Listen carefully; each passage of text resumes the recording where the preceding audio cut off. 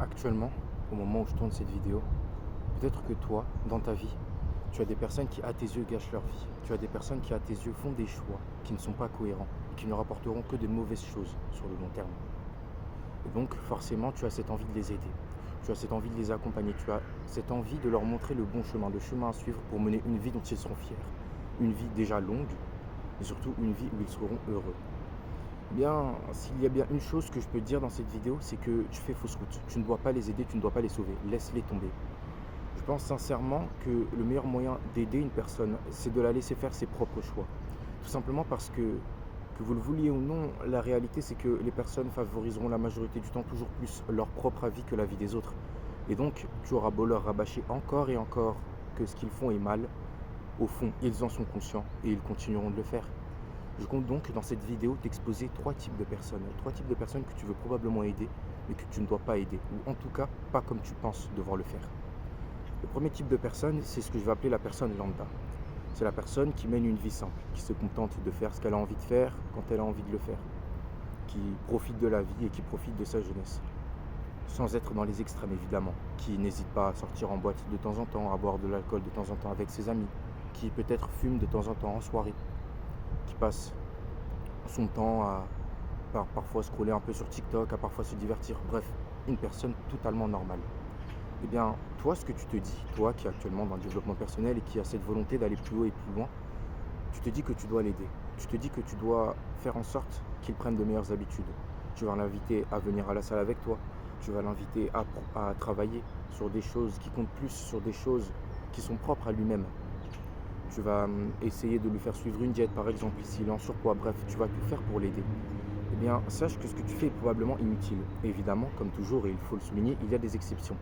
Des gens qui vous remercieront plus tard en vous montrant les efforts qu'ils feront pour, d'une certaine manière, pouvoir égaler les attentes que vous avez vis-à-vis d'eux. Mais la plupart des gens vont rapidement être saoulés par ces choses-là, tout simplement parce qu'ils n'ont pas le mindset qui suivent.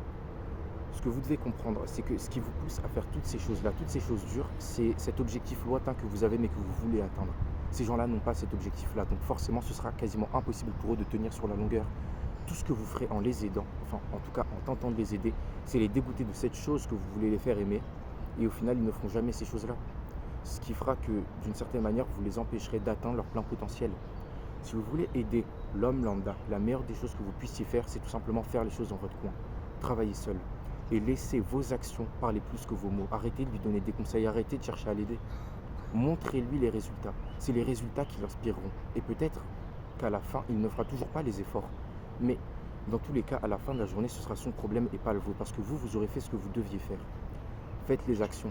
Et s'il a cette flamme en lui, s'il a cette possibilité d'aller chercher les choses, cet ego-là, quand il verra que vous aurez atteint ces objectifs que vous vous étiez fixés, quand il verra que vous avez réussi à vous élever, il ira aussi faire les mêmes actions parce qu'il se dira, il était avec moi, j'étais avec lui.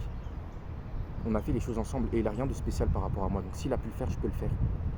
Et il se servira de vous comme exemple pour pouvoir aller ensuite plus loin. Mais si vous ne faites que lui parler, ça ne servira à rien. Donc continuez de travailler dans votre coin, faites les efforts de votre côté et quand les résultats arriveront, vous verrez s'il avait le mental finalement pour aller faire les choses par lui-même ou non. Ensuite, il y a le deuxième type de personne. C'est ce que je vais appeler, je suis désolé pour le terme, mais les cas désespérés, pardon. Ça va être les personnes qui foutent leur vie en l'air, qui boivent des tonnes d'alcool, qui fument, qui consomment parfois même de la drogue, qui passent leur temps à ne rien faire de concret, bref. Eh bien, vous essayez parfois peut-être de discuter avec ces personnes et d'essayer de les aiguiller à faire de meilleurs choix dans leur vie. Sachez que vous perdez encore une fois votre temps. Ces gens sont pleinement conscients de ce qu'ils font. Et même si plus tard, ils lâcheront cette excuse que beaucoup de gens lâchent, oui, j'étais jeune, je ne savais pas, maintenant j'ai grandi avec le recul, je n'aurais pas fait ça quand j'étais plus jeune, c'est du bullshit. Ils savaient très bien que ce qu'ils faisaient, c'était mal, ils savaient très bien que ça ne servait à rien, tout le monde sait que boire de l'alcool, c'est pas bon pour la santé, tout le monde sait que fumer, c'est mal, tout le monde sait que consommer de la drogue, c'est mal, tout le monde sait que passer plusieurs heures à scroller sur Instagram, TikTok ou YouTube, c'est mal, sauf quand c'est pour regarder mes vidéos. Mais pourtant, les gens continuent de le faire. Pourquoi ? Tout simplement parce qu'ils n'ont pas l'ego nécessaire pour faire les choses qui doivent être faites. Et peut-être que sur le long terme, ils le regretteront. Et au fond d'eux, ils en sont conscients.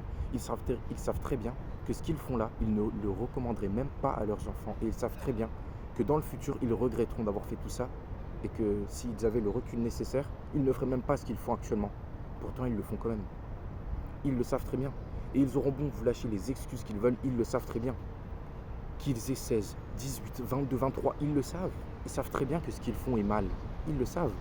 Les gens veulent nous faire croire qu'il y a une différence fondamentale entre avoir 16 ans et 18 ans. Il n'y a aucune différence. La seule chose qui change, c'est le temps qui passe. Le temps passe, mais on est toujours les mêmes personnes. C'est ça la réalité. Les gens n'évoluent pas tant que ça entre 16 ans et 18 ans. Mais les gens veulent nous faire croire qu'il y a une différence fondamentale. Non, les gens sont quasiment les mêmes.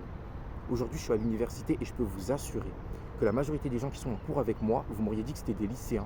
C'est la même chose pour moi. La majorité des gens ont exactement le même mindset et les mêmes habitudes que quand ils étaient au lycée. Il n'y a aucune évolution, ils ont le même niveau de maturité. Les gens n'ont pas changé. Et pour moi, il n'y a aucune différence entre des secondes et des terminales. Mentalement, c'est les mêmes personnes. La seule chose qui change, c'est le temps qui a passé. Mais les gens ne sont pas plus différents que ça, parce qu'ils ne font pas d'actions qui permettent de les rendre différents. Donc, arrêtez de penser que ces gens-là peuvent être aidés, que ces gens-là peuvent être sauvés. C'est des causes perdues. Vous ne pourrez rien faire pour eux. Ils savent que ce qu'ils font est mal et ils le font malgré tout. Donc, laissez-les faire ce qu'ils ont à faire. De toute façon, leurs problèmes, c'est les leurs, pas les vôtres. Faites ce que vous avez à faire et laissez-les tranquilles. Il y a très peu de chances pour qu'ils arrivent à ressortir de tous ces travers qu'ils ont et ça aura probablement des conséquences très dramatiques sur leur vie. Mais ce n'est pas votre problème. De toute façon, vous devez vous entourer de personnes qui vous aideront à aller plus haut. Et si ces personnes n'en font pas partie, eh bien, débarrassez-vous d'eux. Je suis désolé de vous le dire ça comme ça. Et enfin, le troisième type de personne, ça va être le gars qui parle trop. J'ai fait toute une vidéo sur cette personne-là, cette personne qui parle trop, qui parle encore et encore et qui ne fait rien. Eh bien, cette personne-là, laissez-la aussi. Vous perdez votre temps à essayer de lui faire faire des actions, ça ne sert à rien. Parce que de toute façon, son mindset est déjà brisé. Il parle tellement. Il est déjà tellement sûr de lui par rapport à son aptitude à faire les choses qu'il prétend faire que, en fait, son esprit a déjà accepté le fait qu'il ait déjà fait ces choses. Je vais vous donner un exemple. Le mec est tellement persuadé qu'il est fort au foot qu'en fait, son esprit a déjà intégré le fait qu'il est fort au foot. Et donc, il ne fera jamais les actions pour être fort au foot parce qu'il est déjà persuadé qu'il l'est. Donc, vous perdez votre temps en essayant de l'aider. Ce mec-là est déjà perdu. Laissez-le tranquille. Vous aurez beau essayer de l'emmener à la salle, le mec sera déjà persuadé qu'il est fort. Ce type de personne, c'est probablement le genre de personne qui finira par devenir ce qu'on appelle, si je ne me trompe pas, les dark pills. Donc, le genre de personnes qui vont ensuite se mettre à blâmer les autres, à blâmer les femmes, à blâmer les hommes qui ont réussi, à dire que c'est de la faute des autres, et à toujours rejeter la faute sur des facteurs qu'ils ne pouvaient pas influencer. Oui, je suis petit, oui, j'ai une mauvaise génétique. Oui, mais j'ai grandi dans un environnement qui fait que vous perdez votre temps en essayant d'aider ces personnes. Encore une fois, au même titre que pour le premier type de personnes que je vous ai cité, la meilleure chose que vous puissiez faire pour aider ce genre de personnes, c'est faire les actions dans votre coin. Et quand il verra que vous avez fermé votre bouche et que vous avez fait les actions, peut-être qu'il se dira « En fait, je parle trop et je fais pas assez, donc je vais aussi fermer ma bouche et faire comme il a fait. Et peut-être que j'y arriverai. » Je ne vous dis pas que ça arrivera. Et d'ailleurs, je vous invite même à ne même pas avoir ne serait-ce qu'une seule attente vis-à-vis de ce genre de personnes, parce que vous risqueriez, je pense, fortement d'être déçu.